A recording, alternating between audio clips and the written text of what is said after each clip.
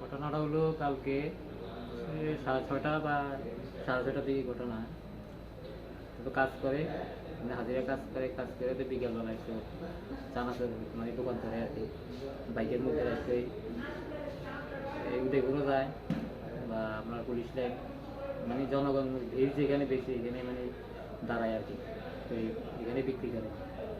তারপরে কালকে একটু কাজের থেকে আইসি একটু বেরিয়েছিল তো মানে একটু অন্যদিন তো আগে যায়, কালকে একটু দেরিও নেই হয়তো বাজারে আইসে মালটা লইয়া আমরা বাগমা বাজারটা পাড়িয়া একটা প্রাথমিক স্বাস্থ্যকেন্দ্র আছে, স্বাস্থ্যকেন্দ্রের থেকে অল্প 100 মিটার দূরে একটা মালগাড়ি আছিল, সাইডে তারা করানো আছিল মালগাড়িটায়।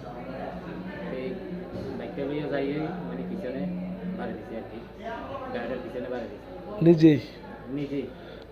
বাইকে কেউ আসতো? বাইকে যে আসছিল এই আসছিল বাইকে, কি নাম? গাড়ি চালায় বাইক সেই চালাইছে। কি নাম? তার নাম হলো সুব্রত ঘোষ। বয়স? বয়স 33।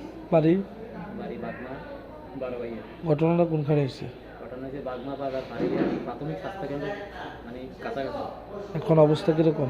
এখন অবস্থা কালকের তুলনায় মোটামুটি একটু ভালোই আছে, যা আমরা দেখতে পাচ্ছি কালকের থেকে।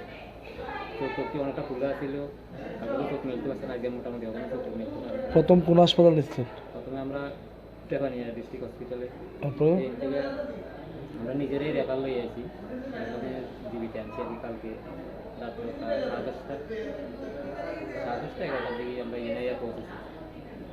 তো আইএই জীবিতে আমরা মোটামুটি বা ডাক্তারও আছে, ভালো ট্রিটমেন্টে দিয়েছে, সিটি স্ক্যান করাইছে, এক্সরে করাইছে, ভালোই ট্রিটমেন্ট করতেছে এখন চলছে।